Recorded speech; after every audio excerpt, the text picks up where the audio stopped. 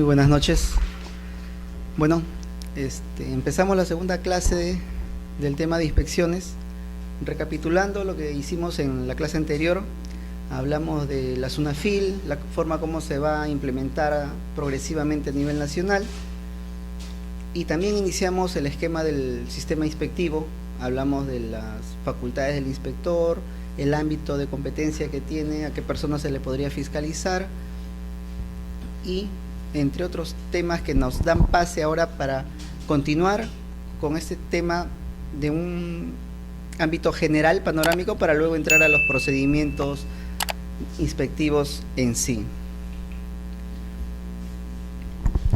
Estos dos son los procedimientos inspectivos. Hemos hablado de las facultades del ámbito, que son la parte general. En virtud a esas facultades y competencias del sistema inspectivo se desarrollan cada una de ellas. Esto a cargo del inspector de trabajo, esto a cargo de las autoridades que emiten los pronunciamientos en materia sancionadora en primera y segunda instancia. El esquema es general tanto para los dos órganos que van a llevar a cabo la inspección del trabajo de manera conjunta. SUNAFIL respecto de las empresas que no son MIPES y las pequeñas empresas, y aquellas que están en el listado de microempresas serán inspeccionadas por las direcciones regionales de trabajo, pero todas bajo el esquema general de la ley de inspecciones, el reglamento y los lineamientos y directivas que se emitan para tal efecto. Estos son los principios que la ley 28806, la ley de inspecciones, sí, dígame.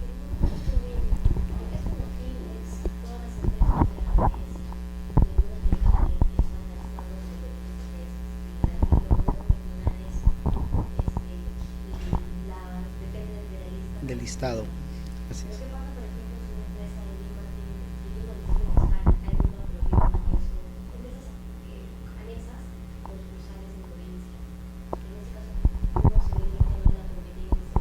En materia de inspecciones rige el principio de territorial, competencia territorial.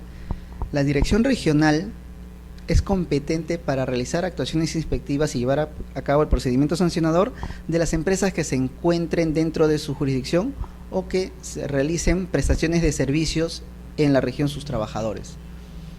Hablando de empresas de tercerización o intermediación, si existe un trabajador que presta servicios en la zona, la autoridad inspectiva puede constatar esos hechos. Requerirá a la empresa, por intermedio del trabajador, o verá la vía de hacer el requerimiento para que acredite el cumplimiento de las funciones o de las materias que son objeto de fiscalización. Estar en el listado lo que determina es si es las direcciones regionales las que fiscalizan, o si no están en el listado será SUNAFIL. Y de ahí ya se determina por el lugar en donde se encuentra domiciliada la empresa, donde se encuentra el centro de trabajo o donde se prestan servicios. La autoridad de la zona es competente para realizar esas inspecciones. Bueno, iniciando el tema de hoy con los principios que rigen el sistema inspectivo, la ley nos establece estos 14 principios en general, no solamente para los inspectores, sino para todos los funcionarios y administrativos que estén dentro del sistema inspectivo, ¿no? Como son los que llevan a cabo el procedimiento sancionador, por ejemplo. El primer principio es de legalidad. Toda entidad pública se rige por este principio, que lo limita a cumplir o observar en todo momento de su actuación las constituciones, las leyes que regulan, reglamentos también, ¿no? Están dentro del marco de la legalidad. Sus funciones se rigen por todo aquello que la ley haya establecido. Tienen que aplicar lo que esté vigente. El segundo principio es el de primacía de la realidad. Y este principio, que es característico del derecho laboral, cobra relevancia en materia inspectiva porque el cumplimiento de las obligaciones o lo que va a constatar el inspector no es sobre la documentación, sino sobre los hechos que constate. Por ejemplo, hablamos nosotros en la primera clase del ámbito de competencia que tiene el sistema inspectivo, y hablábamos que es todo personas naturales, jurídicas, del sector público o privado, que cuenten con trabajadores del régimen privado, del régimen 728. Pero si limitáramos la actuación a este ámbito solamente a quienes formalmente tienen un contrato de trabajo. Se desprotegería a trabajadores que pues por derecho deberían estar en este régimen y no lo están. Hablamos de, en el sector privado, de locadores de servicio, o sea, personas que prestan servicio con todos los elementos de una relación laboral, pero que formalmente tienen la condición de locadores de servicio. El Decreto Supremo 003/97-TR nos señala cuáles son los elementos que constituyen la relación laboral y que de constatarse en los hechos, en la realidad, no se va a aplicar lo que diga la documentación, sino lo que verifique el inspector durante sus actuaciones inspectivas. De igual forma, mencionamos también que los obreros municipales deben estar, por disposición del artículo 37 de la Ley Orgánica de Municipalidades, bajo el régimen privado 728, y que en caso no sean contratados bajo ese esquema, pueden ser contratados como locación, servicios no personales o contratos CAS. Si bien la inspección en principio no tendría competencia para realizar actuaciones inspectivas respecto a estos regímenes, cuando debe aplicarse por imperio de la ley el Decreto Legislativo 728, la actuación inspectiva sí tiene facultad de fiscalización, y de verificarse los hechos, pues dispondrá que se regularice el tema, formalizando la relación bajo este régimen laboral. El principio de primacía de realidad permite eso al inspector. No va a hacer una fiscalización documentaria respecto a la formalidad con la que se establezca el vínculo laboral, sino va a constatar los hechos y lo que corresponda a cada caso de acuerdo a ley, ligado uno con otro de los principios, ¿no? Hablamos del principio de legalidad, que va a ser el marco con el cual va a actuar el inspector, y el principio de primacía de la realidad le permite eso. Cuando contraste documentos con hechos, va a priorizar los hechos que verifique. Si la documentación es conforme a la realidad, a los hechos que verifica, pues en buena hora, ¿no? No va a haber esa contradicción que sí le permitiría priorizar o dar valor a los hechos que verifique. En algunos casos, las empresas regularizan un vínculo laboral luego de iniciado esto. Un trabajador inicia sus vínculos, por ejemplo, el 1 de enero, pero recién lo registra el 1 de abril. Entonces tenía un periodo laborado, pero que no está dentro legalmente o formalmente dentro del vínculo laboral. Si se logra verificar que en este periodo sí hubo prestación de servicios, por los medios que sea, si es que hay informes, correos electrónicos, memorándum, elementos que permitan verificar o acreditar que se dio la prestación de servicio bajo estas condiciones de subordinación, pues se determinará que esto sea regularizado, ¿no? Reconociéndole un vínculo desde la fecha en que se pueda acreditar, porque si no se puede acreditar, si no logra verificar en los hechos el inspector que hubo una prestación, en algunos casos los denunciantes, los trabajadores señalan que tienen una fecha de inicio y que no están aún en planillas, no se le ha formalizado a esos trabajadores. El inspector inicia actuaciones y a partir de ese momento puede constatar la prestación de servicios, pero si no tiene otros elementos que le acrediten una prestación de servicios previa a esa fecha, partirá a partir de la fecha en que él constata la prestación de servicios, porque no tiene cómo acreditar que hubo una prestación anterior. Dejará salvo el derecho del trabajador de hacer valer su derecho, de buscar otros elementos de juicio o recurrir a la vía judicial para hacer valer ese derecho de contar con los medios probatorios, ¿no? Es lo que el inspector constata en los hechos. Si puede verificar un vínculo anterior, perfecto, pero si no, a partir de que el inspector toma acción y verifica esa prestación que muchas veces los trabajadores señalan. Eso nos permite el principio de primacía de la realidad. Sí, dígame. Una pregunta. ¿Qué sucede, por ejemplo, cuando el inspector llega al centro de trabajo, toma manifestación de los trabajadores y los trabajadores, por decir, uno de ellos dice yo ingresé en una fecha X, ¿no? Pero posteriormente o puede ser que el trabajador se equivocó, por ejemplo, en el año, ¿ya? Pero ya eso queda en el acta, ¿no es cierto?, de que el inspector levantó en ese momento y todo. Posteriormente, ¿puede el trabajador, mediante algún documento, retractarse de esa manifestación? ¿De qué modo se podría subsanar eso? Porque iría en perjuicio de la empresa en ese caso.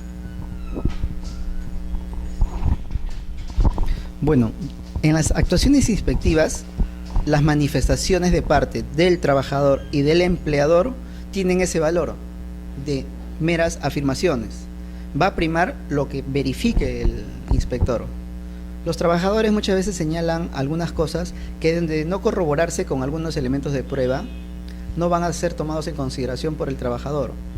Pueden haber señalado una fecha que no es precisa, podrían rectificarse de esa manifestación, señalar otra fecha distinta, pero eso no lo va a valorar el inspector. O sea, si no logra constatar que la prestación se inició en la fecha que señala, pues quedará en una afirmación, podrá rectificarse, pero eso no va a conllevar de que el inspector diga esa es la fecha real en que inició, sino que deberá verificar si hubo o no una prestación de servicios bajo subordinación con los elementos que señala el decreto legislativo 003, el decreto supremo 003/97-TR. Es eso lo que verifica. El 003/97-TR, que regula el tema de el régimen 728.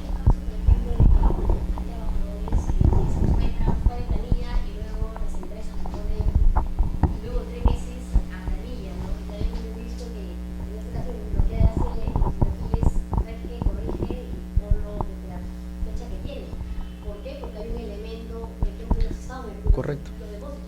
Si es que se logra verificar el vínculo, se va a disponer que se regularice, desde la fecha en que corresponda o desde que pueda acreditarse. Pero si no se logra acreditar, no solo la afirmación del trabajador o la afirmación del empleador va a conllevar a que el inspector determine que es así en la realidad.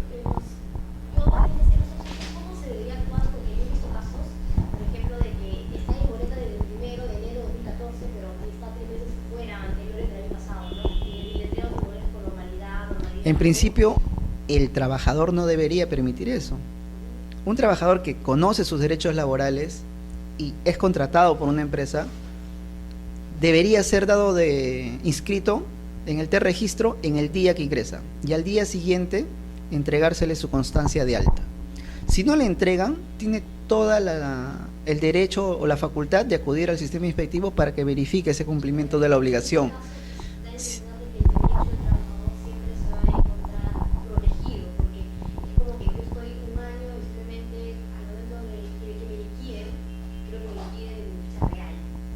Correcto.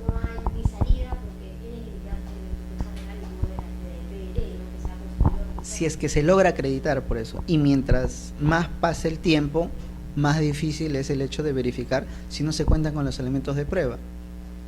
Por ejemplo, algunos trabajadores después de 15 años señalan, no ingresé en el año 95, ingresé en el 91.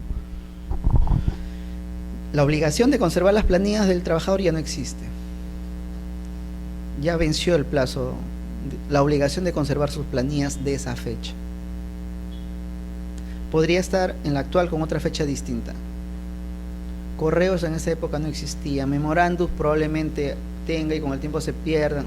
Si es que logra acreditar, la carga de la prueba va a jugar un rol fundamental. Por eso, mientras antes sea el reclamo, mejor.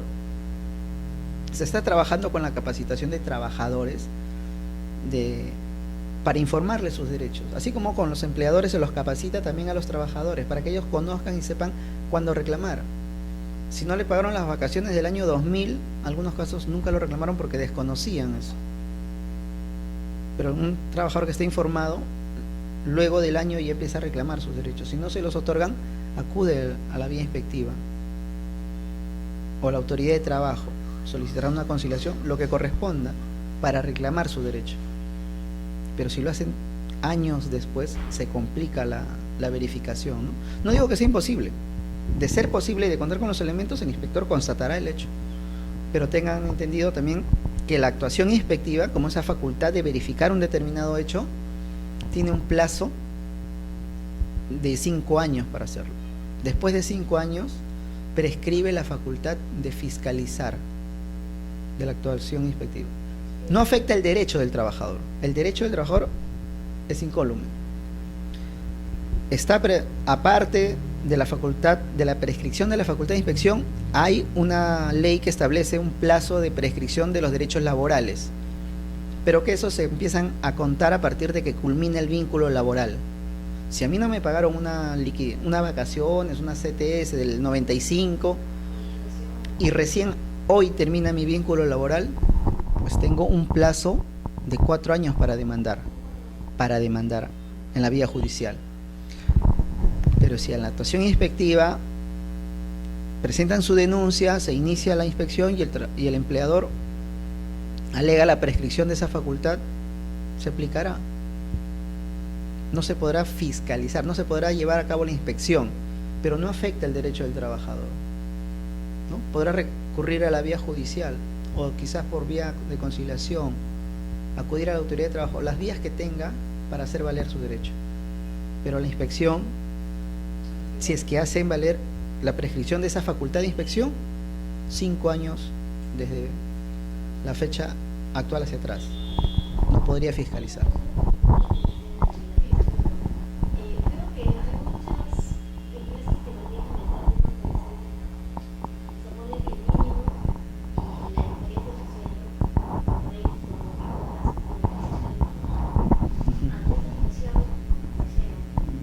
Claro, en la boleta algunos empleadores establecen que tu prestación de servicios va a ser remunerada por 1.000 soles, pero en la boleta señalan remuneración básica 750 y el adicional te lo ponen o como bonificación, como condición, normalmente como condición de trabajo, para que esto no entre en el cálculo de tus beneficios laborales. Entonces, si el trabajador acepta eso y va firmando mes a mes, entonces está validando la afirmación del empleador y luego reclama ante la inspección que se constate ese hecho. Es difícil, pero no imposible. Si se puede determinar de acuerdo a la condición que haya establecido en la boleta, se puede acreditar que efectivamente fue una condición laboral, pues se dispondrá que la real remuneración es el monto que señala, ¿no? Pero hay algunos hechos de los trabajadores que van validando esto. Cuando, por ejemplo, le exigen o coaccionan al trabajador a firmar su carta de renuncia. Si no firma la carta de renuncia, pues tendrán que realizar el despido, llevar a cabo lo que corresponda a ley. Pero si el trabajador suscribe la carta, tendría que acreditar el trabajador que fue coaccionado a firmar la carta. Y eso es más complicado. Es bien subjetivo, quedaría en la afirmación si es que no cuentan otros elementos, no sé, videos, si esa coacción se realizó mediante correos, algo, claro. Es más difícil por eso. El trabajador que conoce sus derechos no accedería a eso, pero otros trabajadores acceden. Y luego cuando reclaman ya no se puede acreditar en algunos casos. Se buscará la forma de verificar eso, pero si no es posible, se tendrá como válida ese hecho convalidado con los actos del trabajador. Bueno, el tercer criterio es de imparcialidad y objetividad. El sistema inspectivo, que es el mecanismo que ha establecido el Estado para verificar el cumplimiento de obligaciones laborales, tiene una función imparcial y objetiva. No va a ejercer las funciones de defensor de los trabajadores, no va a ser el terror de los empleadores, solamente va a constatar objetiva e imparcialmente si se cumplió o no con lo que dispone la ley. La legislación laboral es una legislación tuitiva de los derechos e intereses de los trabajadores. Entonces, las leyes ya contienen disposiciones que favorecen o que protegen a los trabajadores. Les otorga beneficios, la carga de la prueba está invertida, el empleador tendrá que hacer algunos descargos. Buenas noches. Adelante. Ese es el mecanismo que la legislación establece en tutela del trabajador. No le corresponde a la autoridad inspectiva hacer esa función tutelar del trabajador. Su función es objetiva e imparcial. Eso es lo que nos establece el tercer principio y de esa manera debería actuar la autoridad inspectiva. El cuarto principio está ligado a la idea, es el principio de equidad, que establece la función inspectiva con un tratamiento igual, equitativo, similar entre el trabajador y el empleador. No va a favorecer a uno ni a otro porque eso afectaría su imparcialidad y su objetividad. El trato es equitativo para ambas partes. Tienen autonomía técnica y funcional los inspectores por esto, y eso va ligado al convenio 81 de la OIT que regula el tema de inspección del trabajo, que le establece una estabilidad en el trabajo a los inspectores para que no estén afectados por intereses externos o de terceros, ajenos a los que sea la aplicación de la ley de manera imparcial y objetiva. Sí, dime.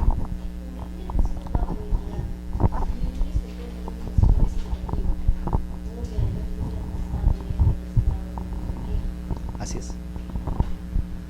Durante la actuación inspectiva, como todo funcionario público, está sujeto a una queja funcional de parte de los administrados. Tendrán la carga de la prueba de los administrados de acreditar ese hecho, ¿no? Es un recurso de queja que no va a afectar el resultado de la inspección. Se dispondrá si actuó correctamente, cumplió con sus funciones y obligaciones, o si se excedió en las mismas. Se verificará eso. Se podrá sancionar, amonestar, suspender, destituir al inspector. Pero si ya se llevó a cabo la inspección, si la queja es posterior o al término de la misma, queda como válido el resultado, ¿no? De no haberse afectado, de no descubrirse una colusión, algún delito del inspector. Pero si la queja es porque, no sé, actuó de manera quizá prepotente, abusiva, pero sin que influya en el resultado de la inspección, se le sancionará por ese hecho, por esa inconducta funcional, que no afectaría el resultado de la inspección. La autonomía técnica y funcional también está ligada al principio de jerarquía, que es el siguiente. Hablamos en la clase anterior de un esquema jerárquico que componen los órganos inspectivos. El personal inspectivo tiene una autoridad central del sistema que tiene la facultad de establecer lineamientos y directivas. Esos lineamientos y directivas para el mejor ejercicio de la función, para llevar a cabo de una manera óptima la fiscalización laboral, tienen que ser observados por el inspector. Tienen autonomía técnica, sí, pero guiándose por los lineamientos y directivas de la autoridad central, dentro del sistema jerárquico establecido. El principio de eficacia conlleva la orientación a que estos procedimientos sean eficaces, ¿no? Tienen una finalidad. El principio de celeridad también nos lleva a eso, porque la actuación inspectiva muchas veces es requerida de forma urgente. Dilatar un procedimiento, determinar un vínculo, de repente de una verificación arbitraria después de 1, 2, 3 meses, cuando el trabajador ya pierde el derecho de recurrir a la vía judicial para demandar la nulidad del despido, no sería eficaz de parte del sistema. Entonces, hablábamos un poco de los plazos, que el sistema inspectivo no tiene un plazo referencial de 30 días hábiles que podría ser ampliado si es que el inspector de trabajo lo cree conveniente para culminar sus inspecciones. Y señalamos que no había un límite. La ley no le establece un límite máximo para llevar a cabo esa actuación inspectiva. Podría ir ampliándolo. No hay un límite expreso, pero este principio de celeridad sí le determina la necesidad de concluir lo antes posible la investigación, haciendo todas las actuaciones que sean necesarias para verificar las materias de la orden de inspección asignada, pero tiene que ser de forma eficaz. El resultado tiene que ser eficaz y oportuno. Sí, algunos de estos, el principio de legalidad sobre todo, se condice, como habla, es para todo funcionario público. Hay principios que comparten con el derecho administrativo, es una legislación especial y estos son los principios que la rigen, ¿no? El principio de unidad de función y de actuación. El personal inspectivo está organizado, tiene jerárquicamente órganos también cada organismo de inspectivos, UNAFIL, direcciones regionales, dirigidos todos a la finalidad de verificar el cumplimiento de las normas laborales. El principio 9 de confidencialidad es muy importante en el sistema inspectivo. Este principio de confidencialidad garantiza a los denunciantes, a los trabajadores, a que no se le va a revelar al empleador quién fue el que solicitó la inspección, quién fue el que presentó la denuncia. Por ese motivo, en principio, las denuncias presentadas son con reserva de identidad. Si el trabajador lo cree conveniente y en algunos casos se hace necesario, se procede al levantamiento de esta reserva. En el formato de denuncia que tiene la Autoridad Administrativa de Trabajo en su servicio de orientación al trabajador, de consultas legales, se establecen si la denuncia, la solicitud de inspecciones es con reserva o sin reserva, para no exponer al trabajador. Muchas veces algunos empleadores adoptan acciones en contra del trabajador que formula la denuncia. Entonces, se trata de evitar eso, de exponer al trabajador. Y eso también está ligado a un tema de parte de los trabajadores y dirigentes sindicales, quienes presentan una denuncia muy escueta señalando: solicito inspección por incumplimiento de normas sociolaborales o de normas de seguridad y salud en el trabajo, y no señalan cuál es el cumplimiento que los está afectando. El inspector tratará de identificar cuál es la infracción que ha cometido el empleador, pero complica la actuación inspectiva si es que no se les señala desde algún momento cuál es esa infracción, ese incumplimiento. Muchas veces porque los trabajadores y dirigentes sindicales tienen o están convencidos de que el inspector debe buscarlos a ellos durante sus actuaciones inspectivas, y el inspector no está obligado. Tiene la facultad, sí, de hacerse acompañar, de hacer participar al trabajador, dirigente sindical, apoderado, representante del trabajador, al propio empleador, peritos técnicos. Tiene esa facultad, pero no es una obligación. O sea, no es que todo denunciante va a participar en las actuaciones inspectivas. Él evaluará. Pero si tenemos un principio de confidencialidad, que lo que manda es que en la medida de lo posible no exponga al trabajador denunciante con reserva ante su empleador, evitará hacerlo. Y muchas veces los reclamos de los denunciantes al final es: no estoy de acuerdo con el resultado de la actuación inspectiva. Quizás se metió un informe señalando que todo se cumplió de acuerdo a ley, y ellos después pueden presentar su queja, su reclamo señalando: pero yo tengo pruebas de que no es así. ¿Y por qué no lo adjuntó a su denuncia? Si tenía las pruebas, y si no las tuvo al inicio, las pudo aportar durante la actuación inspectiva. Pero ellos, en el convencimiento de que el inspector tiene que buscarlos y hacerlos participar, esperan con las pruebas en la mano a que los busque.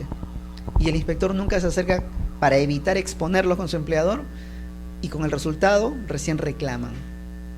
Una recomendación para los trabajadores o a los denunciantes es que aporten todos los elementos de prueba que tengan.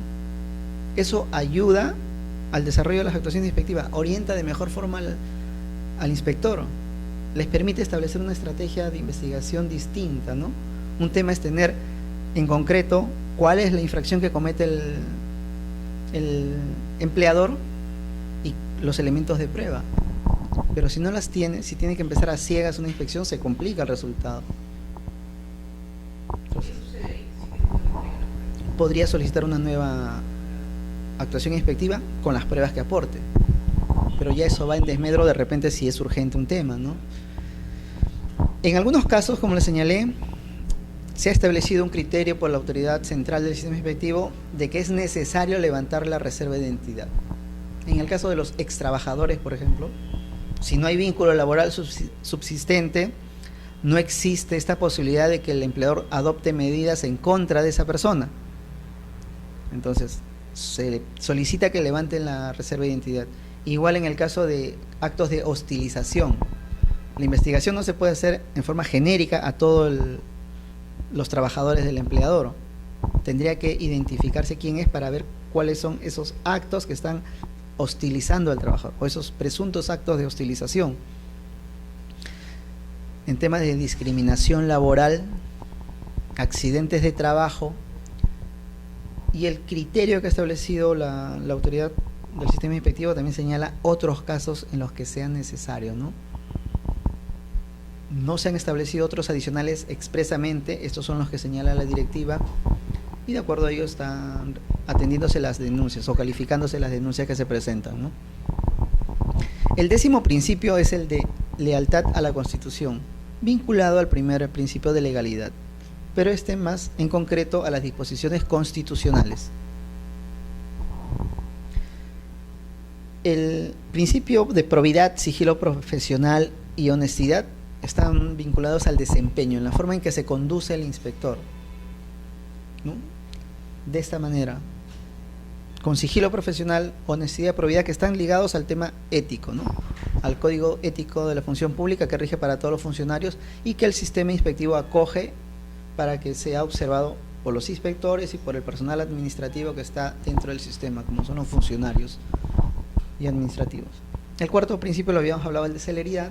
Tiene que haber un procedimiento célere en el trámite, por más que no exista un plazo máximo, no podría ser un razonable quizás demorar más de un año, 3 meses una inspección, si no lo amerita el caso en concreto. Repito, no hay un límite expreso en la norma, es referencial el plazo de 30 días, en la práctica se amplían actuaciones inspectivas de 45 a 60 días hábiles, no he visto plazos mayores. Para la duración de la actuación inspectiva, señala que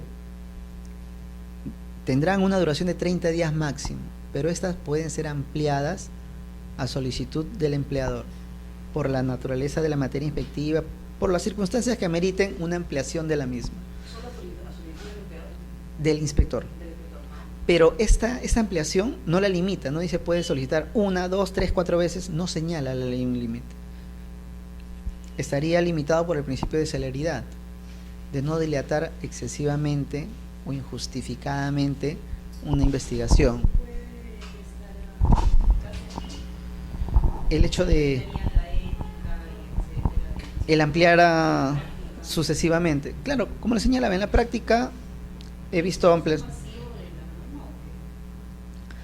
Yo creo que da libertad y deja criterio al inspector, porque sería más arbitrario establecerle un límite que le impida de repente un plazo adicional para culminar sus actuaciones inspectivas. Hay temas complejos, hay procedimientos sí que tienen plazos cortos. La verificación del despido arbitrario tiene una duración de 4 días en la orden, no requiere más, hace una visita y una segunda visita de ser necesario y culmina su actuación inspectiva. Le da 4 días de actuación, 4 días hábiles. Entonces, en esos 4 días hábiles puede ser 1, 2, 3 visitas las que pueda, pero en ese plazo. Igual, se le da 4 días, pero podría solicitar la ampliación de considerarlo necesario dentro del marco general. Pero el esquema establecido para este procedimiento es de 4 días hábiles que se le otorga. Dependiendo. Si hablamos de beneficios sociales de 500 trabajadores, de 30, habría... La autoridad inspectiva analiza en cada caso, en algunos casos en operativos, en algunos casos suelen dar 15, 20 días, dependiendo. Si hablamos de un solo beneficio laboral, de 2 beneficios laborales,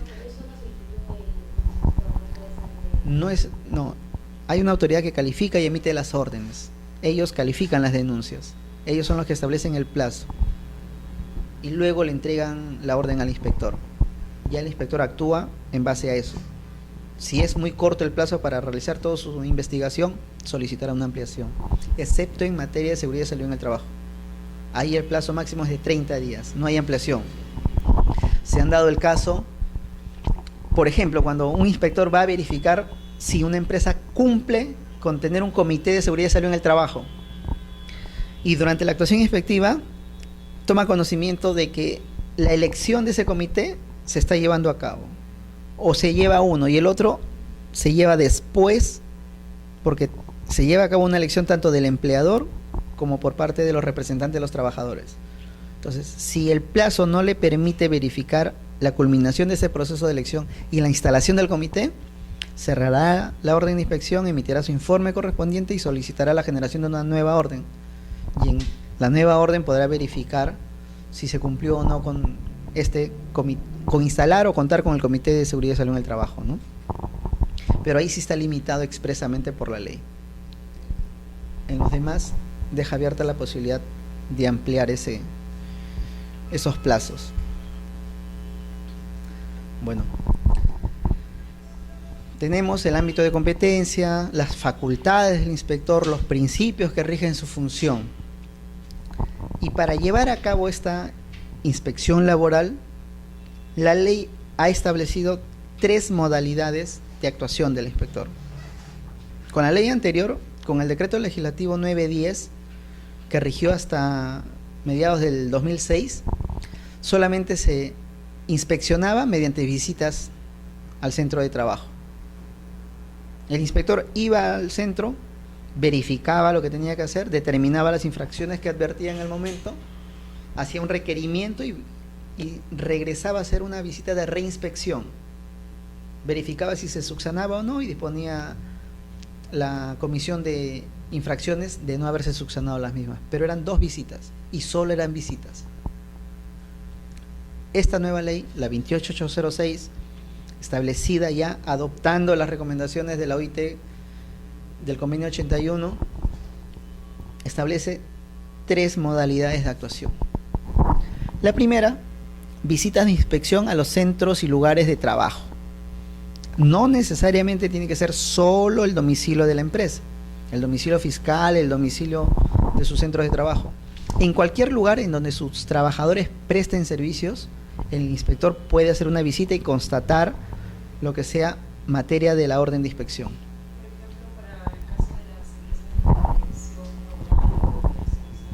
Así es. Así es, en los lugares, ¿sí? En la práctica se da, por ejemplo, en el caso de empresas de vigilancia, tienen a su personal comisionados a otros centros de trabajo. Van a instituciones públicas o privadas, en las casetas de vigilancia en donde están, verificará lo que tenga que hacer, requerirá después al empleador, ya después complementariamente podrá requerir o hacer uso de las otras modalidades de actuación inspectiva, pero tiene esa facultad de ir a los lugares en donde se preste los servicios del trabajador. Esta primera modalidad está ligado a las facultades del inspector, ¿no? De entrar libremente a cualquier hora del día y de la noche a todo centro de trabajo, lugar donde se presten servicios, y a permanecer en él para realizar las inspecciones, las verificaciones que crea conveniente. Si no se le permite el ingreso, si se le impide el ingreso, se establece una infracción a la labor inspectiva. Esa multa es muy grave, tiene una sanción de hasta 19.000 soles, me parece, y es independiente al hecho de que el empleador cumpla o no cumpla con sus obligaciones laborales. Me explico. Si una orden de inspección lo que dispone es que se verifique si el trabajador registró en planilla o hizo el depósito de la CTS o le entregó equipos de protección personal a sus trabajadores, y el inspector va, el solo hecho de no permitirle el ingreso ya constituye una obstrucción a la labor inspectiva, una infracción a la labor inspectiva, que va a ser objeto de multa.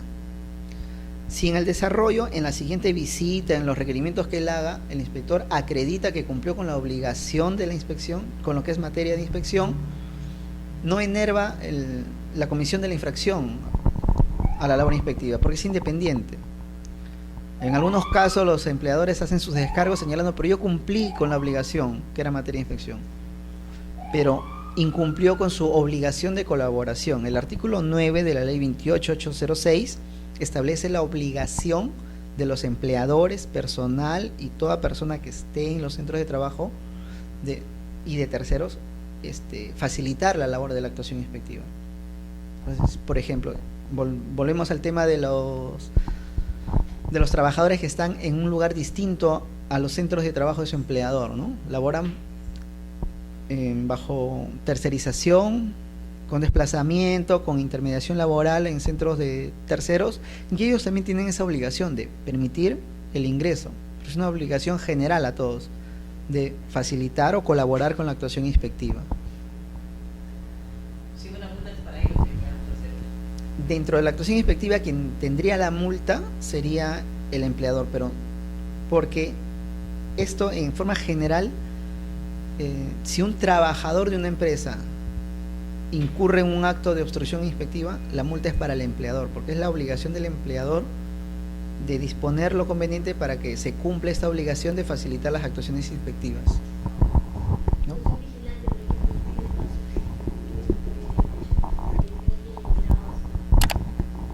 Muchas veces lo que se verifica es eso, de que exista una disposición, o sea, el inspector está ahí presente y en algunos casos el vigilante, la persona que lo atiende, se comunica con el empleador, con el representante legal y les dicen no lo dejes pasar, y muchas veces el inspector que está ahí escucha la voz del representante que le dice no lo dejes pasar, que ni de ninguna manera ingrese, y está verificada que la disposición no es solo de la persona que lo atiende. Si no se logra determinar eso, bueno, se analizará en el caso concreto si, no sé, pues si hay, en algunos casos hasta disposiciones reciben este personal de que no permite ingreso, entonces ya está predispuesto a incurrir en esas infracciones. La segunda modalidad de actuación es el requerimiento de comparecencia del sujeto inspeccionado. El inspector cita al empleador, representante o apoderado a que concurra a la sede del local de la autoridad inspectiva o en el propio centro de trabajo, y deberá estar ahí a la hora y fecha señalada. Si es que no se apersona, incurre en infracción a la labor inspectiva por la inasistencia. Si lo vuelve a citar en otra oportunidad y también inasiste, una nueva infracción a la labor inspectiva. Cada inasistencia las califican como infracciones independientes, cada una con la multa que corresponda. Si la persona, el representante o el apoderado concurre al requerimiento de comparecencia al lugar, en la hora y fecha señalada, pero no exhibe sus facultades de representación, también la autoridad inspectiva está calificando este hecho como inasistencia. Si no va premunido de las facultades de representación, para efectos prácticos es como si no asistiese a la diligencia. Se dejará constancia de que Juan Pérez se apersonó, pero al no contar con facultades de representación, se ha inasistido y no se lleva a cabo la diligencia de actuación, la diligencia de comparecencia, ¿no? Aquí no se aplican los plazos tampoco de la ley 2744, o algunos alegan este plazo que tiene el Código Procesal Civil de citar a comparecencia o a una diligencia con una anticipación de 72 horas. No se aplica. La ley expresamente señala que no se aplica el título 2 de la ley 2744 al procedimiento de actuación inspectiva, o sea, no rigen un tema de plazos. El inspector de trabajo tiene las facultades de hacer los requerimientos que correspondan, y sobre todo porque lo que va a verificar él no es requerir que se haga o se realice algo, él va a verificar algo que el empleador ya debió cumplir. O sea, el inspector no va a ir a verificar, por ejemplo, si el empleador va a depositar la CTS ahora el próximo 15 de noviembre. Él va a verificar lo que ya debió hacer, de depositar el 15 de mayo pasado la CTS, si cumplió o no. Si no cumplió, lo requiere que lo haga, pero es algo que ya debería tener a la mano el empleador. Gratificaciones pasadas, no las que están por vencer, sino las obligaciones que ya cumplieron, que ya vencieron.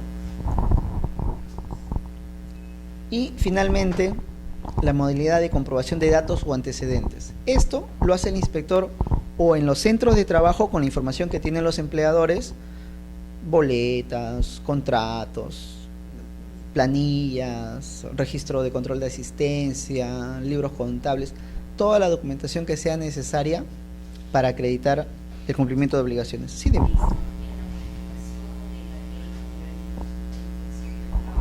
Ya.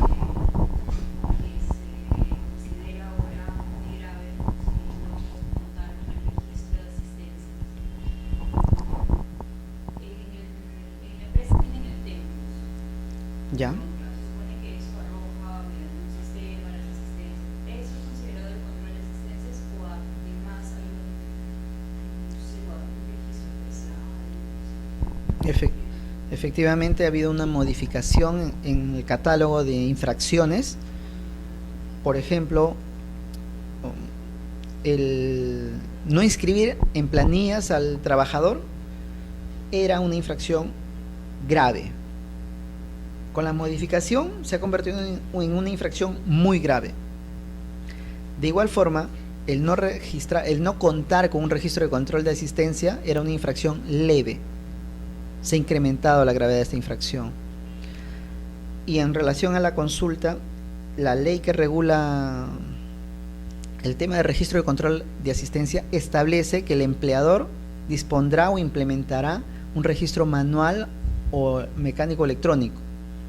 Entonces, el empleador, es el que establece si va a llevar su registro de control en un cuadernito en donde cada día registren, o si les dará una tarjeta para que hagan un marcado, o implementará mecanismos más modernos en donde con huella digital puedan identificarse al trabajador.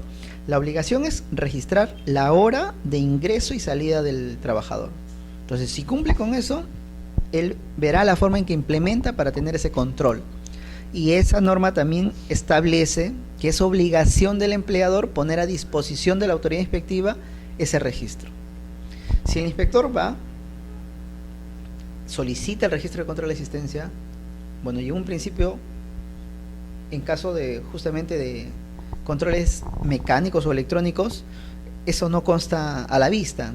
En algunos casos imprimen, tienen su registro informático, y se les solicita que lo exhiban de un periodo a otro y se le hace un requerimiento para que entreguen la información, o el inspector regresa al centro de trabajo para que se lo exhiban. Pero si no se lo exhiben o no tienen, incurren en infracción.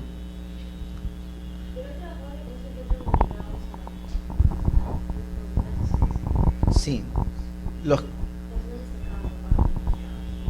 que están, sí, en el artículo 5 de este decreto supremo que regula la jornada de trabajo, los que están exentos de la jornada máxima de trabajo.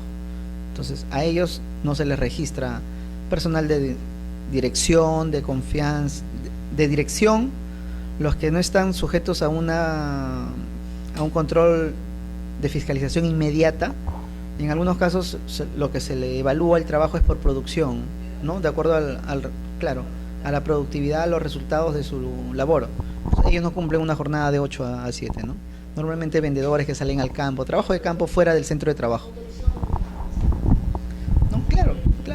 En cada caso habría que ver las condiciones de trabajo, si calzan en este supuesto de exoneración de esta jornada máxima, y en ellos no es obligatorio que cuenten con este registro de control.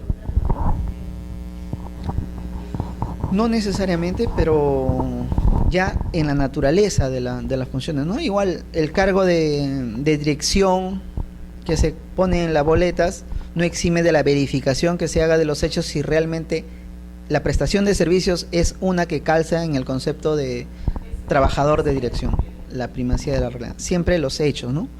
Porque el empleador puede decir, todos mis trabajadores están exentos de la jornada de trabajo y por eso no tengo registro de control de asistencia. Pues se verificará en cada caso si corresponden o no es llevar un registro de control de estos trabajadores.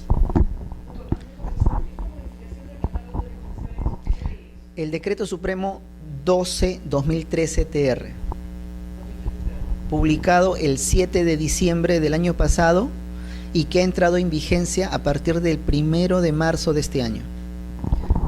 Y esas modificaciones se aplican a las órdenes generadas a partir de esa fecha. Es decir, que las órdenes generadas hasta el 28 de febrero de este año se les aplica la normatividad anterior.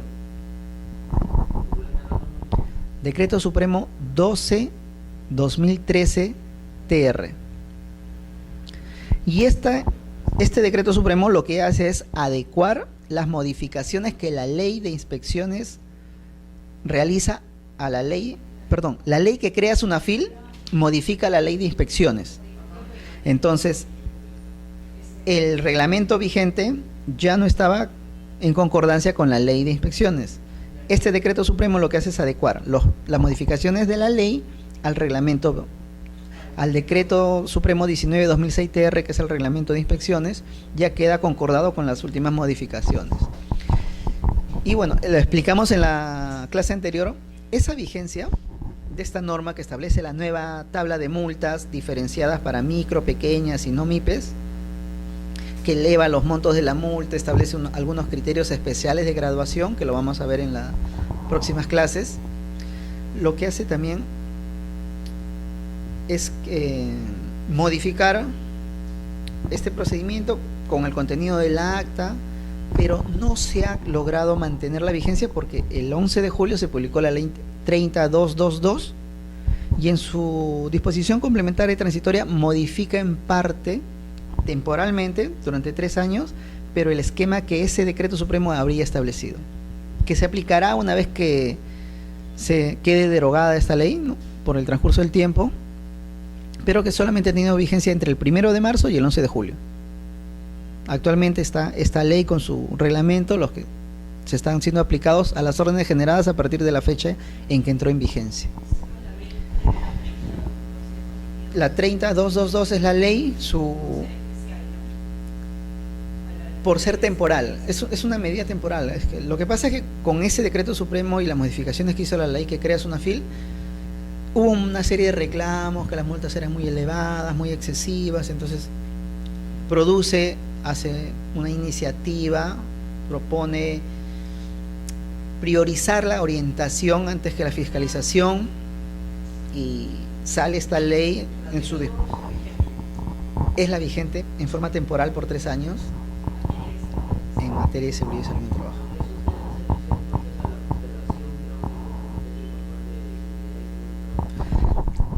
Ahí hay un tema. La ley 30222 tiene el título Ley que modifica la Ley de Seguridad y Salud en el Trabajo.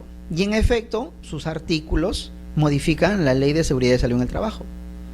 Inclusive modifican el tipo penal y en la única disposición complementaria transitoria se escapan del esquema de la seguridad y salud en el trabajo y establecen una modificación de todo el esquema de inspecciones.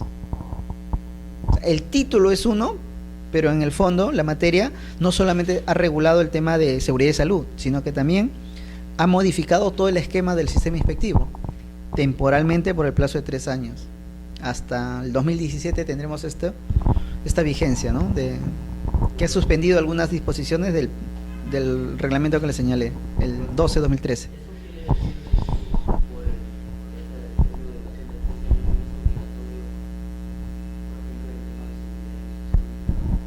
No. Los puntos que ha modificado esta ley, por ejemplo, es la conformación del Consejo Regional de Seguridad y Salud en el Trabajo. Quienes lo conforman ha sido modificado. Se ha incorporado, creo, el representante de las MIPES a nivel nacional, que no estaba en un primer momento. Se ha modificado, por ejemplo, la obligatoriedad de los exámenes médicos de salida. La Ley de Seguridad y Salud en el Trabajo estableció la obligación de efectuar exámenes médicos al ingreso, periódicamente y al final. Esta ley flexibiliza el último, salvo que lo solicite, o dice, a solicitud del empleador o del trabajador, se convierte en obligatorio. Es sufragado el costo por el empleador, pero cualquiera de los dos lo puede solicitar y ya se convierte en obligatorio, pero en principio es facultativo a partir de la vigencia de esta ley, que no es temporal para esos efectos. Lo que es temporal es la modificación que hace del esquema del sistema inspectivo. En forma permanente esta ley ha modificado la original Ley de Seguridad y Salud en el Trabajo.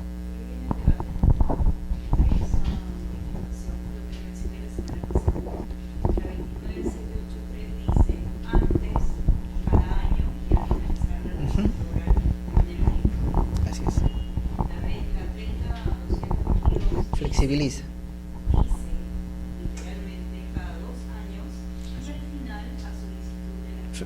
Facultativo, así es. Entonces ya no menciona el examen de inicio, porque no lo menciona. Es que, pero lo que modifica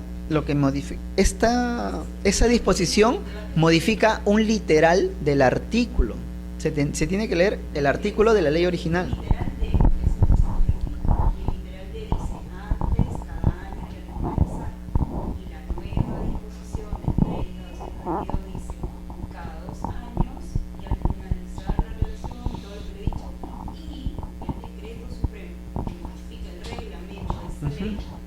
mencionan antes, durante, Claro. entonces viene el cuestionamiento, ¿cómo el reglamento va a pesar más que la ley?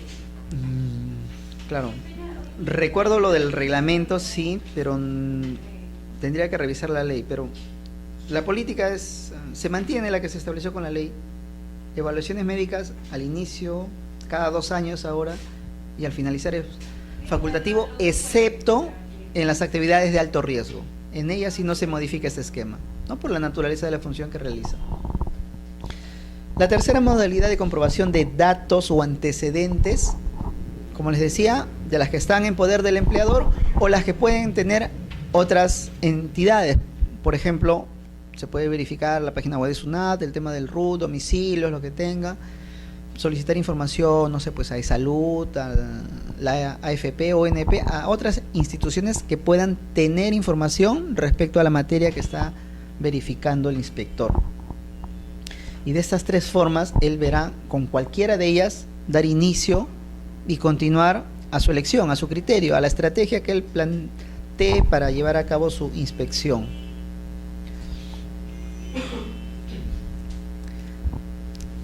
Estos son los motivos por los cuales, o las causales por las cuales se generan o se dan inicio a una inspección del trabajo.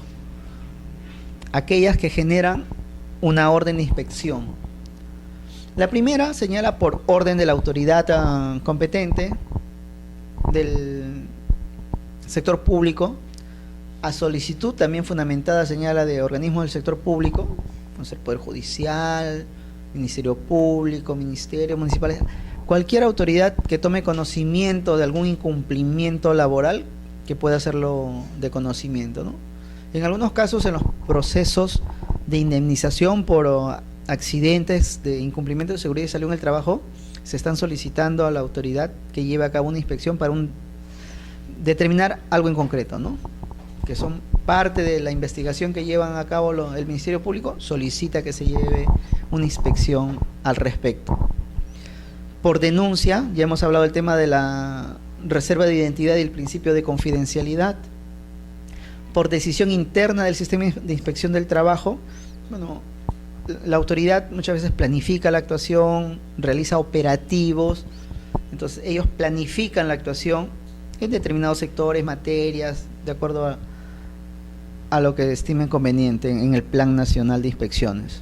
Por iniciativa de los inspectores de trabajo, ellos, cuando llevan a cabo inspecciones, pueden tomar conocimiento de otros incumplimientos que no sean los de materia de inspección. Y en ese caso pueden actuar y solicitar que se refrende, que se incremente una nueva materia a su orden de inspección. Pero en algunos casos, el plazo de inspección ya está culminando y toman conocimiento de otro incumplimiento que puede estar relacionado o no, pero como ya no puede ser incluido en su orden de inspección, dan cuenta a la autoridad para que genere una nueva orden y se lleve a cabo una inspección, ¿no? Pero esa es la facultad que tiene la iniciativa de los inspectores, que en el desarrollo de sus funciones toman conocimiento de otros incumplimientos. Y la que es al final, que fue incluida con la Ley de Seguridad y Salud en el Trabajo, a petición de los empleadores y trabajadores u organismos sindicales en las actuaciones de orientación. Hablamos al inicio de las 2 formas en las que actuaba el sistema inspectivo.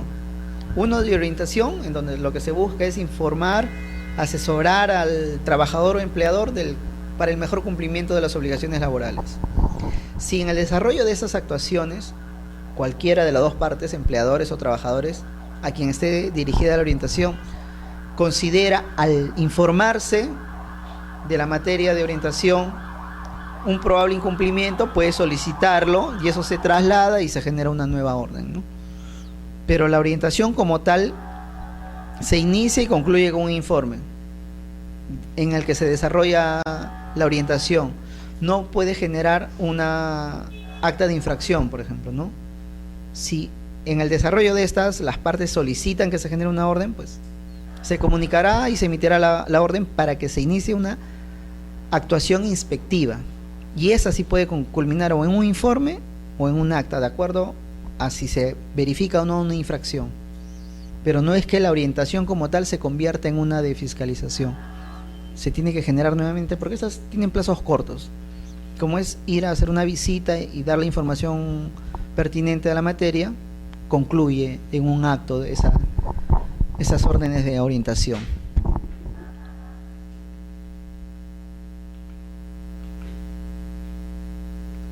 Esto me parece que ya lo habíamos visto, el esquema del procedimiento sancionado, del procedimiento de actuaciones inspectivas.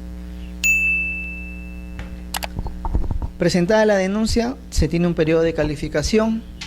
Ahí va a estar incluido, cuando coexistan ya estos dos organismos de SUNAFIL y de las direcciones regionales de trabajo, el plazo para calificar si son competentes o no. Por eso la importancia de que al momento de denunciar se sepa si corresponde fiscalizar al empleador ante la Dirección Regional de Trabajo o ante SUNAFIL. Y eso de acuerdo al listado, que por cierto el viernes pasado se publicó el listado que se va a aplicar en el 2015.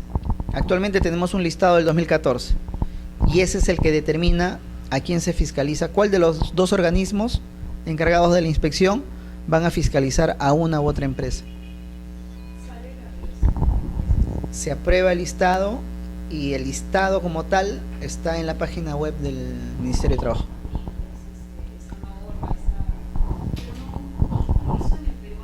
¿Ya? No, en el peruano no se publica, son X números. Ya. Bueno, le hemos bajado ya las dos, la que salió del año 2014, que fue publicado en los primeros días de abril, y esta última que ha sido publicada recientemente, que va a regir el próximo año, en la página del Ministerio de Trabajo.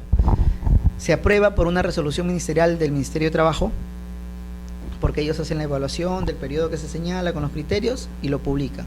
Su vigencia es para el próximo año. Igual no es recurrible, pero esa calificación va a generar una orden de inspección que se le otorga al inspector de trabajo y él tiene 10 días hábiles de plazo para iniciar su actuación inspectiva. Es variable. En Lima están entre 2 semanas en promedio a la calificación. Para calificar la competencia, si la ley nos dice 5 días. Para ver si soy o no competente, 5 días hábiles, y 2 días hábiles después debo enviarla, si no soy competente yo, al otro organismo. Sí, 5 días hábiles y 2 días hábiles después para enviarlo al órgano que corresponda, si no es ante quien se ha presentado la denuncia. Y la calificación es variable. En provincias puede ser más, menos, varía. No hay un plazo establecido en la ley. Lo que sí se ha establecido es que desde que se le asigna la orden al inspector, tiene un plazo de 10 días hábiles para iniciar actuaciones inspectivas. Y ese inicio por las modalidades que hemos señalado, ¿no? Visitas al centro de trabajo, requerimientos de comparecencia y comprobación de datos. Luego de realizar esas actuaciones inspectivas, puede determinar algunas medidas de advertencia, de recomendación y de requerimiento. Vamos a ver, no sé si en esta clase me parece los efectos de cada una de ellas. Y finalmente concluye con una inspección, con un informe o con un acta, de acuerdo a si constata o no infracciones. Hablamos de 10 días porque en algunos casos, en las constancias de ceses, por ejemplo, son 10 días de plazo. Hablábamos del despido arbitrario, que son de 4. En algunos casos, por la naturaleza, la materia, por el número de trabajadores comprendidos en la investigación, se dan plazos de 15, 20, 25. La norma señala referencialmente 30 días, pero lo sujeta a la posibilidad de ampliarse. A criterio del inspector y a necesidad, ¿no? Que señale, no sé, pues, son 1000 trabajadores, tengo que verificar si se le han hecho descuentos a cada uno de ellos durante un periodo de 2 años y eso lleva un tiempo de investigación. Claro. No sé si está en esta clase, pero lo vamos a ver. Si no es en esta, en la otra detallamos cada una de esas medidas. Advertencia, recomendación, requerimiento. También pueden disponer la paralización de obras cuando existe riesgo grave o inminente en contra de la integridad física y la salud de los trabajadores. Y con ello concluye la actuación inspectiva. Seguridad y salud, si es plazo máximo de 30 días. Estas son las medidas inspectivas. Medida de recomendación. En algunos casos el inspector llega y constata o advierte que efectivamente el empleador no ha cumplido oportunamente, pero que cuando él llega ya se cumplió la obligación, o que la obligación no se ha cumplido de la mejor forma. Entonces podría brindar una recomendación. De repente señalarle que los depósitos de CTS son hasta el 15 de mayo y hasta el 15 de noviembre, qué periodo incluye, el tema de las gratificaciones, ¿no? El registro de control de asistencia, en algunos casos omiten por desconocimiento, no incluye a ese trabajador, debes incluirlo por ese motivo, sobre todo en las constataciones que no son materia, que están relacionadas de repente, pero que al momento que el inspector llega ya se subsanó. Entonces, se le da unas recomendaciones, ¿no? En sí, tanto la ley como el reglamento dan referencialmente, mencionan estas normas, pero no las describen en qué casos concretos procedería o no. Hacen una referencia, sobre todo cuando hablan de las facultades del inspector, señalan en qué casos, o hacen referencia al tema de la medida de recomendación y de advertencia. Efectos o diferencias normativas en ambos casos no hay en concreto en la ley, no señala en qué casos procede la recomendación y en qué casos la advertencia, ni los efectos que tendría, ¿no? Ya, te recomiendo que hagas esto. Se entiende que si incurres en infracción, si lo constata la inspección del trabajo va a ser sancionado. Pero en la advertencia no habría un efecto distinto.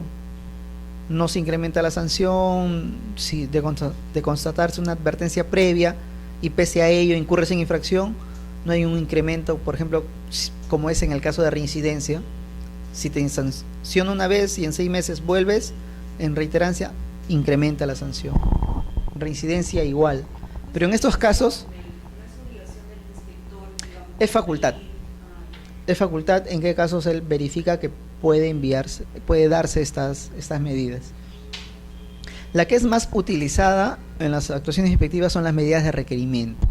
Y esta está destinada a darle un plazo al empleador para que cumpla con subsanar o adoptar las medidas para cumplir con las obligaciones que no las ha hecho y que el inspector verifica que no se han llevado a cabo. Aquí tampoco no hay un plazo señalado para que se le otorgue al empleador. En algunos casos los inspectores dan el plazo de 1, 10, 5, 3, 8, 10 días. No, en ninguno hay plazo. Y aquí tampoco, es facultad del inspector. Deberá evaluar, deberá tener el criterio para evaluar, en algunos casos, por ejemplo, si el requerimiento es hacer mejoras en el ambiente por medidas de seguridad y salud en el trabajo, darle el plazo de un día para eso, o sea, no sería poco razonable, ¿no? Pero si hablamos de, no sé, pagarle un reintegro a un trabajador por su CTS, vacaciones. Ahora, si hablamos del pago de vacaciones a unos 100, 200 trabajadores por un monto que, no sé, pueden ser 50.000, 20.000, 30.000 soles, darle un plazo de un día, 2 días también podría ser poco razonable, ¿no? Pero en todo caso, no habría base legal para cuestionar esto. Lo que podría apelarse es al buen criterio del inspector para que le dé un plazo razonable de cumplimiento, pero no está limitado, no está reglamentado en qué casos debería dar plazo mayores, plazo menores, no se establece en la ley. Por ahora está al arbitrio del inspector. Este solamente se emite cuando las infracciones son insubsanables. O sea, yo te requiero que subsanes si la infracción puede ser revertida en sus efectos. Si hablamos de una infracción insubsanable, ya carece de sentido emitir este requerimiento porque no hay forma de que subsanes lo que has hecho. Por ejemplo, si no le entregué el equipo de protección a un trabajador y le cayó una piedra en la cabeza y falleció, requerirte que cumplas ya no tiene sentido. Entonces, en ese caso, lo que se hace es señalar que esa infracción, fundamentar por qué se está calificando como insubsanable y señalar que no se emite la medida de requerimiento por ese motivo. Entonces, si es la única infracción, digamos, de ahí paso al acta de infracción, ya no requiero. Pero si hay algunas infracciones insubsanables y otras subsanables, se hace la medida de requerimiento y se deja constancia de por qué no se requiere por las otras, fundamentando por qué se califican como insubsanables, bajo el criterio que ha establecido la ley, ¿no? Si los efectos son reversibles, o sea, se puede revertir los efectos de la infracción, subsanable. En caso contrario, insubsanable la infracción.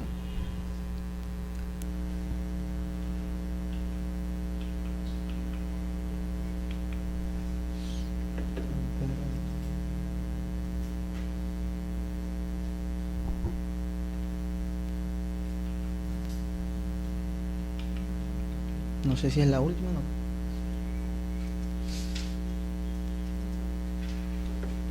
Bueno. Hasta ahí el esquema. Ya hemos visto cuál es el procedimiento que ha seguido. En la siguiente clase vamos a ver un poco de las infracciones, los tipos de infracciones. Este es un esquema de fiscalización del cumplimiento de normas, ¿no? Conlleva también la necesidad de conocer la difusa normatividad laboral para ver el tema de jornadas de trabajo, CTS, gratificaciones, seguridad de salud en el trabajo, tercerización, intermediación. Y ahora con la ampliación de facultades que hablamos en la primera clase sobre seguridad social, tendríamos que empezar a ver cuáles son las obligaciones que tienen los empleadores en esto. Reiteramos la precisión que hicimos en que no existen todavía tipificadas las infracciones en esta materia, pero se tiene la facultad en seguridad social. Indicamos de que hasta antes de la modificación, por el decreto que mencionábamos 12-2013, la inspección del trabajo solo verificaba si el trabajador habría sido registrado o inscrito en seguridad social de salud y pensiones. Si cumplía, perfecto. Si no cumplía, infracción. Pero hasta ahí llegaba la inspección. Ahora se ha ampliado y puede verificarse las obligaciones conexas a estas dos materias. Por ejemplo, los aportes que hace el empleador a iSalud, los aportes del descuento que hace el empleador para entregarlas a las AFP, a las ONP, las prestaciones económicas, ¿no? Si está pagando con, no sé, los subsidios por lactancia, embarazo, cuando tiene que hacer los pagos por incapacidades temporales, ahí los primeros 20 días de una incapacidad para el trabajo son solventadas por el empleador. El empleador cubre el costo de la remuneración de esos 20 días. Luego de eso, desde el día 21 hasta completar el año, está a cargo de la Seguridad Social. Salud cubre ese costo, pero el pago lo hace directamente el empleador al trabajador y luego pide el reembolso de salud. Que el empleador no tramite ese desembolso con salud no lo exime de la obligación de hacer el pago al trabajador.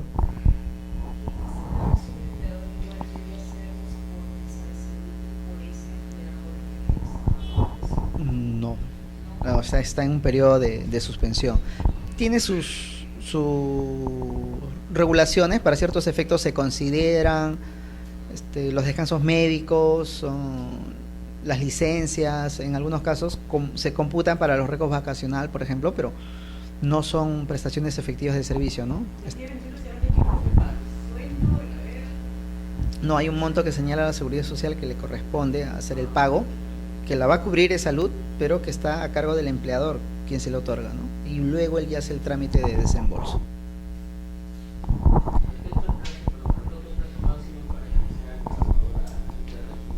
Ya. Sí. En el día, la norma señala que el trabajador debe darse de alta en el T-Registro en el día que inicia la prestación de servicios. Claro, si lo hace después se puede, efectivamente, y sobre todo cuando incumplen, lo que se le dice es que lo registre con la fecha anterior. De ser posible, es posible, pero ahí, digamos, estamos ante un incumplimiento en donde, a criterio del inspector, podría fácilmente emitir una media recomendación o de advertencia.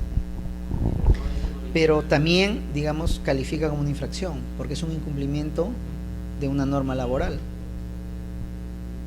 Igual para cuando el trabajador cesa también es en el mismo día de cese o hay un plazo máximo. Es en el mismo día debería, pero digamos, si ya es la fecha de cese, la puede ser posterior y se retrotrae a la fecha real, ¿no? Sí, y ahí un poco el criterio no ha sido definido aún a la fecha, porque, adelante, si bien es cierto, tiene la obligación de registrarlo en el día, pero el hecho que lo hagas al día siguiente o a los 2 días no afectaría al trabajador. Claro, si no, yo me refiero al plazo máximo en este caso. ¿La ley?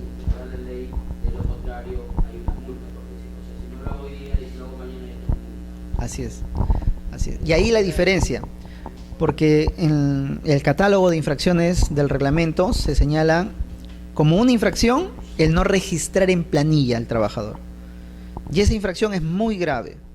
Y además de ser muy grave, se sanciona por cada trabajador afectado. Por ejemplo,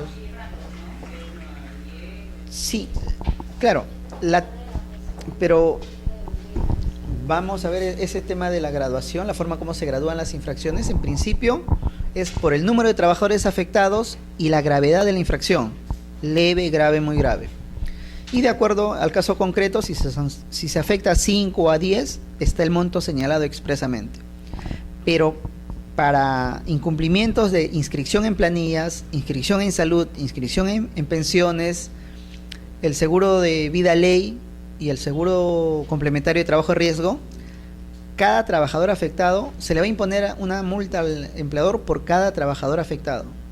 Si en la tabla vemos, hay diversos números de trabajadores, se hace en base al monto que corresponda por un trabajador. Y esa multa que corresponde a un trabajador se multiplicará por el número de trabajadores afectados. No hablamos de que si no inscribí en planillas a 5, voy a la tabla, veo 5 afectados y esa es la multa, no. Determino la multa que corresponde por un trabajador afectado y esa multa se multiplica por el número de trabajadores afectados. Pueden ser 5, 10, 20, se multiplicará esa multa por cada trabajador. Es un criterio especial para esas infracciones, en las demás son general. Sí. Ese decreto supremo, además también, la ley en su artículo 38 señala las causales, los criterios generales de graduación de la multa. Y el decreto supremo que le he señalado establece unos criterios especiales, que también lo vamos a ver más adelante, con los cuales ya no se va a tener en cuenta el número real de afectados, sino los criterios que señala la ley para las infracciones que la señala. Cuando desarrollemos el catálogo de infracciones por cada materia, hablaremos de la forma como se sanciona, cómo se gradúan las sanciones para cada caso. Y volviendo al tema del alta en el T-registro, un tema es no registrar a las planillas, infracción muy grave, y otro es no registrar o no dar el alta en el día, alta, baja o modificación en el día en que se produce la contingencia, el ingreso, el cese. Y eso está tipificado como una infracción grave y se sanciona de la forma general. Se determina el número de afectados y la gravedad de la infracción, tipificado en el reglamento en el 24.4. El otro está en el 25.20, que es el incrementado a muy grave. Antes era el 24.1. Se diferenciaban, o sea, en algún aspecto hasta parece difícil delimitar cuándo estamos en un incumplimiento o en una infracción por este tipo de no tener información veraz, de acuerdo a la realidad en la planilla o en el T-registro, y cuándo estamos ante el incumplimiento de no incorporar en planillas a trabajadores. Sobre todo porque cuando surge la legislación de planillas de los trabajadores, solamente hablábamos de planillas de trabajadores con vínculo laboral. La planilla se reducía a eso. Por eso la expresión ¿estás en planilla o no estás en planilla? ¿Eres trabajador o no eres trabajador? Desde el 2008, cuando se establece la planilla electrónicas, deben registrarse en planillas practicantes trabajadores, locadores, pensionistas. Entonces, la información es completa. Una planilla electrónica contiene toda esa información. Deben declarar con quienes emiten recibo de honorarios, quienes prestan servicios en calidad de terceros a la entidad, quienes están en condición de practicantes. Por eso y aquí un ejemplo práctico, una empresa que tiene a un trabajador que debería estar con vínculo laboral, o que tiene un vínculo laboral, pero lo declaro como locador de servicios, lo ha registrado en planillas. Entonces no incurriría en la infracción de no registrar en planillas si lo está declarando, y si el inspector, constatado por primacía de la realidad, determina que es un trabajador con vínculo laboral y que debe ser registrado como trabajador, lo que va a hacerse es requerirle que adecúe la planilla a la información real. De eso habla otra infracción, entre los cuales está el tema del alta en la fecha del registro. Lo que le pediría es que modifique la información, y si no la modifica, lo que va a incurrir esa infracción es de no tener una planilla electrónica con la información real, pero sí lo ha inscrito en planillas, de forma que no corresponde, pero lo ha inscrito. Entonces no estaríamos en infracción muy grave, estaríamos en infracción grave, y la multa ahí varía en forma considerable, porque señalábamos que la multa por no inscribir en planilla es por cada trabajador afectado, y si hablamos de varios trabajadores, ya la multa, el solo hecho de calificarla como grave o muy grave y cambiar el criterio de determinación de la multa, va a determinar una variación considerable de la misma, ¿no? La multa varía en forma considerable. No sabría decirle ahorita el monto, creo que en la clase anterior teníamos la tabla. Y bueno, y finalmente también hablaremos del tema de los beneficios de reducción de la multa. Estas multas que han sido tan comentadas, que han sido drásticas, en realidad han sido elevadas sus topes máximos en un 900%. O sea, todo ha sido incrementado en 900% en topes máximos. Pero se ha establecido tablas diferenciadas para micro, pequeñas y no MIPES. Entonces, hay graduaciones, las multas no son generales, pero aparte de eso, hay beneficios de reducción, porque un tema es la sanción que corresponde por no acreditar la infracción durante la actuación inspectiva con el inspector. Él determina la infracción, elabora su acta de infracción con la propuesta de multa. Pasan al periodo del procedimiento sancionador, y ahí lo que se va a determinar es la responsabilidad y la determinación del monto de la multa, de ser el caso. Puede darse el caso que se considere que no corresponde imponer sanción, pero la finalidad del procedimiento sancionador es ese, determinar la responsabilidad y el monto de la multa. Si en el transcurso de este procedimiento hay 2 periodos en los cuales puede subsanar, el empleador puede acceder a beneficios de reducción de la multa. Y además, esta ley, ese decreto supremo 12/2013 TR, también establece para las MIPES un beneficio de topes máximos y mínimos de multa. Por ejemplo, una MIPE que esté registrada, inscrita en el REMIPE, con fecha anterior a la en que se generó la orden de inspección, no podría ser sancionada por un monto mayor al 1% de sus ventas que registre en el periodo anterior. Si es inspeccionada este año, en el 2014, se tomará en cuenta las ventas netas que haya registrado en el 2013.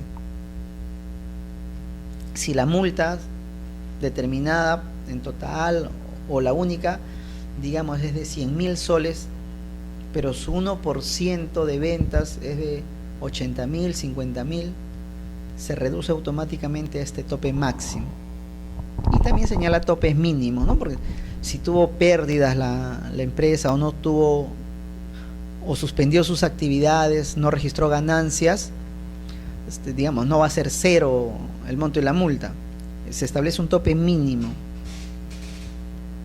El monto de la multa para las MIPES no podrá ser mayor al 1% ni menor al valor de las multas por infracciones a un trabajador. O sea, hay un tope máximo y un tope mínimo que lo veremos a detalle más adelante con estos beneficios.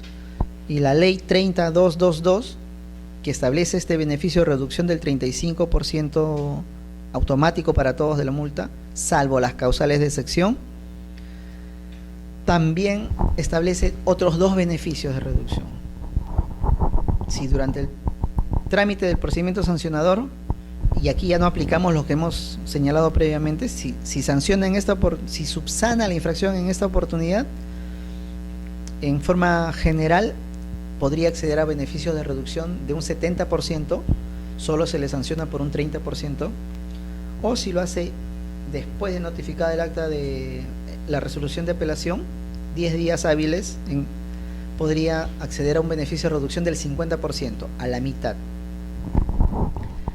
Con la ley 30222, en estas dos oportunidades, la reducción de multa es al 20% en un primer momento y a un 25% en un segundo momento, de acuerdo al momento en que subsane. Y esto solamente es temporal, durante el plazo de 3 años. La reducción al 20 y al 25. Después retomarán vigencia las reducciones del 70 y 50%. Estas que son general en el esquema se evalúan en forma individual.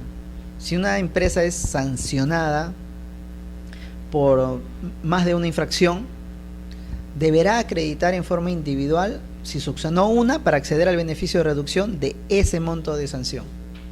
Entonces podría ser sancionada por 5 y en 1, 2 o 3 acreditar la subsanación y acceder al beneficio de reducción.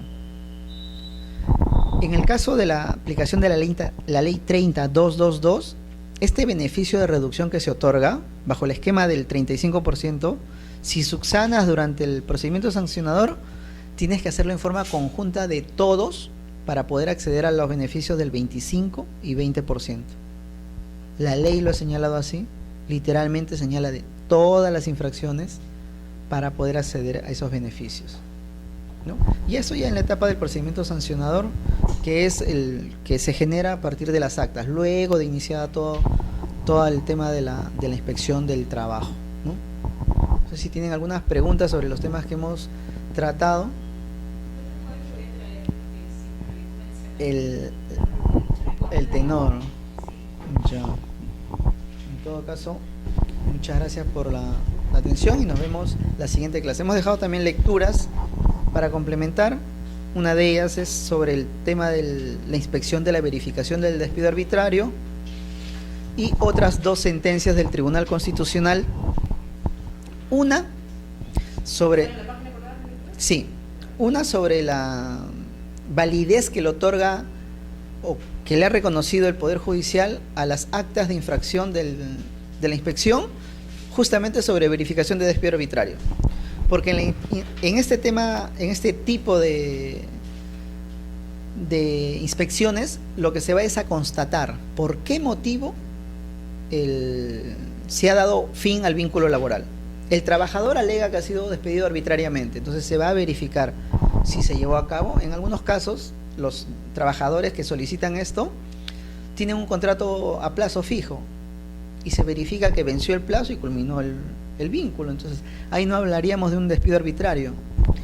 En otros casos, sí, pues habría que ver si existió una causal, se siguió el procedimiento, porque puede existir la causal, pero si no llevan a cabo el procedimiento de despido que establece la ley, estaríamos en un despido también arbitrario.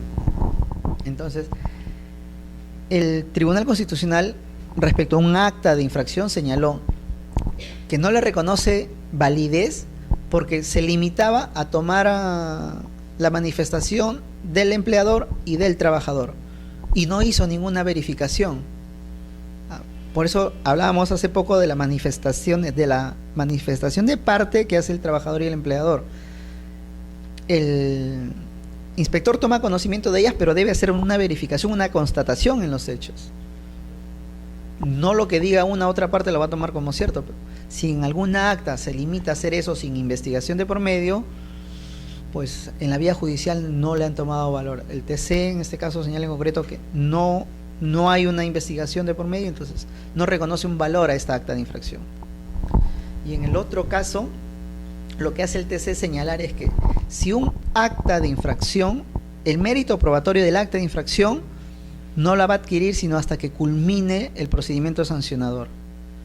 Y ese sería el interés que tenga el trabajador, porque en la actuación inspectiva se verifica si se cumplió o no las obligaciones.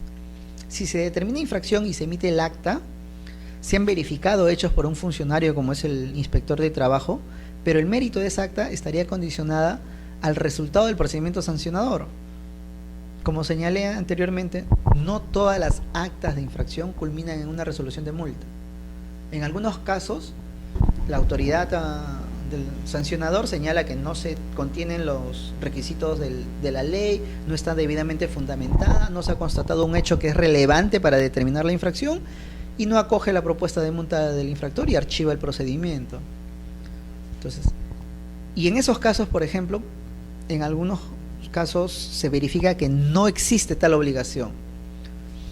En algunos casos se pide, por ejemplo, que se pague un beneficio laboral que no corresponde, por ejemplo, a un régimen de microempresa, pero está el acta emitida y en el sancionador se puede dejar sin efecto, fundamentando por qué motivo, porque no está obligada. O si hablamos de un convenio colectivo que pide un trabajador y en el sancionador se determina de que efectivamente no le correspondía a ese trabajador por X motivos, se deja sin efecto. Entonces, eso es lo que señala el Tribunal Constitucional en esta segunda sentencia que está en la página web, que no, el valor del acta probatoria está condicionado al resultado del procedimiento sancionador. Y ese sería el interés que debe tener el trabajador, que no es parte del procedimiento sancionador, que es un interesado, pero que el resultado sí le podría favorecer de reconocerse y de determinarse que ha sido afectado por un incumplimiento de su empleador. Eso para las lecturas complementarias y nos veríamos en la siguiente clase. Muchas gracias.